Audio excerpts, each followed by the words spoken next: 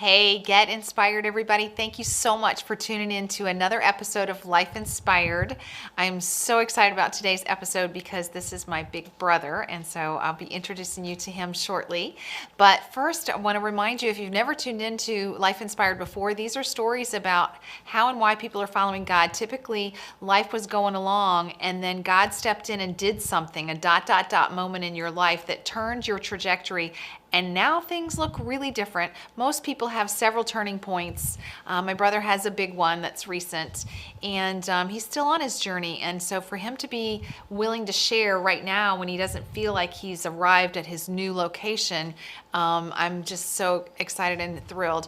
These episodes are available on our YouTube channel and on our Facebook page, and also at lifeinspiredshow.com. And so you can share these with people that you think need to hear this story. So please like our Facebook page and subscribe to our YouTube channel, and feel free to share in any of those three ways that you can get this story out to whomever needs to hear it. My big brother, Rick Troth. How are you? Hey, wow. I'm on Diane's show. You're Well, what on about Diane's this? show with your headphones and your microphone, and I Headphones. can't believe This you're is wearing a red shirt today. this is the law in my house. We have to wear red occasionally. Yeah.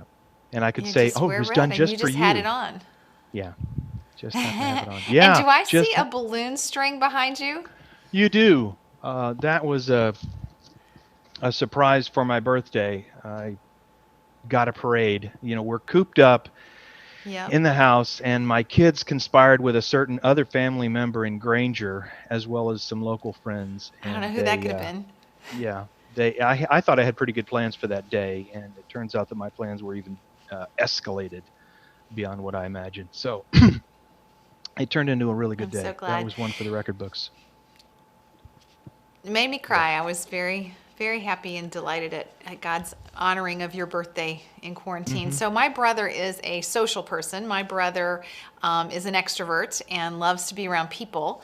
And so, quarantine's been a bit tough. I don't know if when we actually get to show this, when you guys watch it, I don't know if quarantine restrictions will have been lifted or not. But at the time that we are recording, Oh, they will. we are in quarantine. They will be lifted. We They know will they will be lift, lifted. They yes. will be. Yeah, They, they will. yes. I just don't know if they'll be lifted at the time that our audience is watching. So, what do you want to share about a backstory before December's big ... moment in your life? What backstory would you like to share about? I was blessed to marry a gal that I knew from a church where our dad pastored. She, I, I keep wanting to write a blog post that I hit the jackpot because she was just a really terrific lady. And life is not easy. I can't say that everything about life was always butterflies and happy. Roses. But she stuck with me for 33 years. I stuck with her for 33 years. Her family really became my family, and I'm very close to a number of them. Uh, I was close to her dad, and we actually lost her dad last summer, and that really kind of hurt. Didn't think we'd then also be losing her. That was a real shock. Let me tell you more about the backstory. We have two fantastic kids, and they are grown now. They both have Yes. terrific jobs and live on their own. Uh, 300 miles from here, although only about 10 miles from each other. So that's kind of weird how that worked out. But it's been good for them that they're close. A I mean, blessing. especially right now. Yes. Yeah, especially right now that they're kind of Right. without mom and trying to cope with that. Um, but yeah, we live in Ohio, which I've often asked, why the heck do I live in Ohio? But for the time being, I live in Ohio, and this is where God has put us. And when we moved here, we actually had a terrific support group for raising the kids. We homeschooled, and we got some great support for that. And Marilyn had that mission, and I had a technical mission. And as things progressed, the mission of homeschooling finished up, and she was increasingly kind of helping out other family members with various things, and I was doing different technical stuff. So kind of wondering what was going on, but we were doing okay, and I was generally happy with life. But then she started having what we thought was a gallbladder problem, and the doctor said, "Wow, your white cell count's really high. You need to go to the ER." So we went to the ER, and they did a wider scan, and they said, "There's a mass on your pancreas and spots on your liver." And 5 weeks and 2 days later, she was gone. So that's a jolt. There's so much about the story that I can't tell in the brief time we have here, because there was a lot of really wonderful things that happened at the time, and I thought she'd recover, but it didn't turn out that way. So that's kind of the backstory. What next? That's the backstory. Yeah. So the turning point is, even though I absolutely thought God said that she was healed and that she would stay on this planet with us. I did not think that that was a spiritual healing. I thought that God said he took the cancer away, and now he just had to heal the remaining stuff inside her belly that had been destroyed by the cancer. And I thought that he was doing that, and I thought wrong. We're not God, and we don't always hear correctly. And God took her home on December 14th. December 14th. And my big brother was not great for a while. I was really worried about you. Sorry. Well, I appreciate you being worried about me. So then what happened? So tell me about, steps. Tell, our audience about steps from that. Well, I got a lot of help. I've got what I call a mosh pit of people who've supported me. And my biggest goal is to be on my feet, because they can't hold me up forever. So I've really leaned in on trying to get on my feet, because I am a social person, and I didn't want to be standing there by myself, then having to beg them, could you come back? Could you come hold my hand again? So I've aggressively reached out to get help. And my little sister was a big help, because when I stayed with her and her family for Christmas, she put me in touch with a career counselor, another counselor, and then also someone with the Grief Share group. Grief Share turned out to be really good for me. I found 2 groups in this area, one at my own church and one just a few miles outside of town. And that was huge. So I would tell people, yeah, I'm in 2 Grief Share groups. And I actually asked the leader of the second one, is it okay if I'm in a second group? And she said, oh, no problem, whatever you need. So they were very receptive, and those people became friends. And I think it helped you so much. Yeah. Having twice to see those videos and really digest them, I thought it helped you a ton. Yeah. Most people don't do that twice. I mean, they'll go through the Grief Share series more than once, but I'm not aware of anyone who does them simultaneously. But I was just trying to get all the help I could. Right. And I also found a counselor in town. We have stopped our visits since we're in isolation, but he's helped a lot too. The biggest thing he's had me do is focus on Ephesians, and we got through chapters 1, 2, and 3, and then we were moving on chapters 4, 5, and 6. And that's probably the biggest thing that I've done, is lean in really hard in identifying with Christ. My identity's changed. I'm different, and it's uncomfortable. I'm not the same person I was when I was married to Marilyn, and that's kind of awkward, and I'm trying to figure it out. But I've got some really supportive old friends, and I've made a few new friends, and it's really helpful. And I am beginning now to listen to music again. Another thing that had happened just before Marilyn got sick was we encountered a lot of life changes. I mean, we lost her dad last summer. That was a jolt. But I had a change of my role at work. I didn't change jobs, but I got put into a new role, and they shifted me over to sales. Sales. You don't know anything about sales, do you? They're different. Those people think different than I do.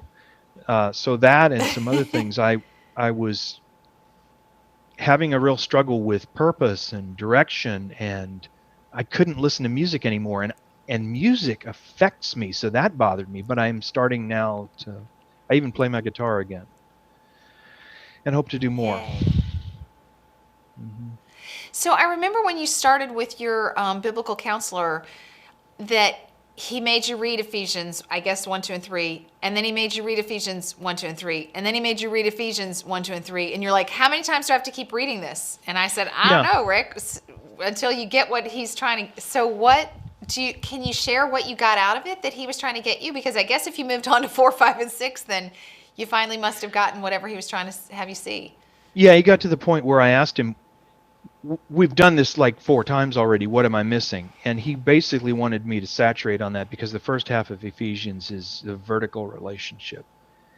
And it was a struggle at first to recognize that I am accepted, I am beloved, I am saved, I am created for purpose. All these kind of things that I know are true. But on reflection, you're right. That was kind of a dark time. I remember it being difficult. And finally, I got up the gumption and I wrote those I ams on Post-it notes and put them on my bathroom mirror. Not all of them. There are like 30 if you actually count them all. But I put like half a dozen or maybe 10 on my bathroom mirror. And it wasn't easy, but I knew I had to do that. And so I just kind of leaned in. And part of it was that I knew I had to pursue my relationship with Christ. I wanted to become a whole person, even though I'm alone, because wherever my future goes, I have to be that way. And another thing too was a book that Marilyn had read 12 years ago that I wasn't aware of. My daughter Shell had found this book, and then for some reason in December she gave it to me. I said, "What is this?" Well, Mom was reading it. Okay, where'd it come from? It's A.W. Tozer, The Pursuit of God. And that's another place where pursuing God aggressively is it's not something that was foreign to me, but it's something that I really like to put off because I like this life and I don't like thinking about eternity. Well, now it's kind of in my face. And I won't see Marilyn again until eternity. And that's hard. Sometimes I'm okay. Now, I mean, not at first, but for several weeks now, I have times when I'm okay. And one of the people in the grief share group told me that she remembered a time when someone asked, "How you doing?" And she used to say, "Okay." And so one day someone said, "How you doing?" And she said, "Good." And she knew it was a change. My birthday was a good day. That was a good day. I don't know that that was the turning point for me, but that was definitely a good day. And so I'm beginning to see some like that. And it's just really encouraging to me to see some of the stuff that Marilyn had written and noted in Tozer.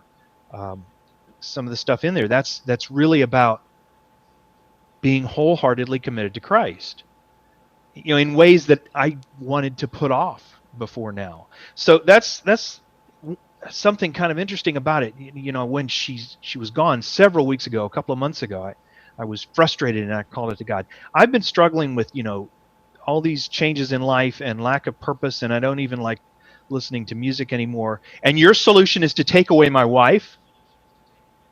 And I don't believe that God took away Marilyn just to do that. But something about Romans 8:28 is that God causes all things to work together for good. And so I do believe that losing Marilyn has led to a side effect that is for my good, and that's forced me to my knees. I told my son Martin in an email, I said, not email, this was paper mail, I sent him a paper letter because I do that sometimes. I said, yeah, losing your mom has driven me to my knees, but I'm okay with that. I wish she was here because I miss her, and the loneliness is horrible, but I'm thankful for what's this other side effect that moving forward. Great. Clinging to God. Does that answer your question? Yes, that's awesome. So I just want to I think it was even just yesterday that you said something to me. We were talking about, how human beings are generally selfish, and we come out from our mom like, wah, we need stuff, and feed me, clothe me, bathe me. I'm hungry, I'm uncomfortable, and we're comfort seekers. We just are, as human beings, comfort seekers. And we have, but we're not here for our comfort. He put us on this planet, but we're not here for us. And I heard you say that. We were talking about how sometimes when one loses a spouse, you do feel that hole, and you're, where you were, the two become one flesh, and you were one with someone else, and now you're not. And so you're half a person, and it feels incomplete. And so we seek that completion, and we seek that wholeness. But filling our own wholeness is not what we're here for. We're here to glorify God and to love others, and like you talking about that verticalness from Ephesians, it's just, that's our purpose. And if we can remember that and pursue that, I mean, I just heard you saying that yesterday, and I just felt like, wow, he really has come so far from the pain that you were in December and January and even in February. And I know, God has a great future for you. I don't know what all is in it,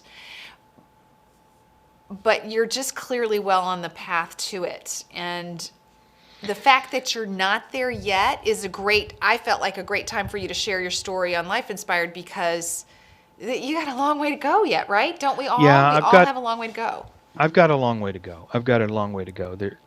There's so much.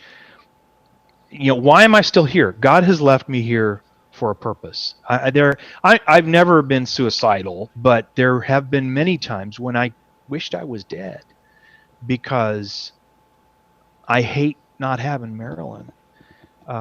It was just so wonderful to be part of that union, and she just really balanced me out in so many ways. And I also just really kind of miss her companionship too. But God has left me here, so why? And I'm okay with pursuing what God wants me to do. Sometimes I don't see it, and sometimes this big empty house is like an albatross. But when I see that God has something for me to do, I have a lot of contentment. It comes and goes. I happened to be looking on my phone for some kind of a file, and I came across a video I had recorded to send to certain relatives in Indiana like 2 years ago. It was Christmas time. At least the date on the file says it was a couple of years ago. And of course, it was the four of us. It was Shell, Martin, Marilyn, and me. And so there's Marilyn, and she's not sick, and we're all together. And wow, it was just and it didn't make me cry. It didn't make me sad, but it did make me pause.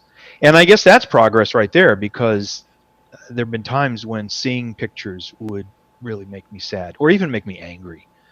There was certainly a time, because you talked about the dark time, but certainly shortly after she left, I was angry at God, because he could have healed her in an instant, And he didn't. And he didn't. He could have, and he didn't. So, and that's a thing I won't understand until eternity. I got to kind of live with that. Right. But I tell you what, God is good all the time, and there are others who are hit. My kids have a lot of similar stuff. I mean, the hole's not the same for them as it is for me, but they still have a loss. But they have a hole. Marilyn's mom has a hole. Huge loss. Marilyn's brothers are both really whacked, and her mom especially, because her mom didn't lose just a daughter. She also, like 6 months prior, lost her own spouse, and they'd been married for almost 64 years. So I just, right now, a big thing for me is praying for them. For a time I couldn't pray, but then I started praying again, and now I have a fairly long prayer list, because I just do a sheet of paper for people. Okay, pray for these and pray for those, and it helps. And it's also been really helpful. There are not just the Grief Share group, but also the men's groups. There's one that meets at my house. Well, not right now. We meet online, and meeting online is cool. On Zoom. And your husband's group and Tim Alley, who heads that up, they have welcomed me, and I got to go a couple of times in person. But now they're not meeting in person, so they're meeting online. Hey, can I join? Yeah, sure, okay. And they welcomed me, and those guys have also become friends. It really, really helps to Yeah. have those friends. It really does. Gotta have mates. My husband says it all the time. Well, Yeah. thank you guys for watching Rick's story. Rick, thank you for sharing your story. I know that my brother would have a Zoom coffee with you anytime. He loves people, he loves others, and he loves God. And And he so if loves you want coffee. to, what's that? He loves Yes, he coffee. does love coffee. All right, Steve Stogdill, we need some Steve Stogdill Victorian Pantry coffee. So, but yeah, if you would like to ask him, pick his brain, about some of what he's going through, I know that he would share with you. So feel free to message us in any one of these ways, Facebook, YouTube, or lifeinspiredshow.com. And Rick, thank you for sharing, and God bless you. And thank you so much to so many people that have prayed for him. If I started naming all of our mutual friends and my friends that I know that were praying for him, and I'm sure friends of just Rick's that were praying for him, and relatives of ours that were praying for him and are still praying for him, and for Shell and for Martin. Thank you, because God answers prayer.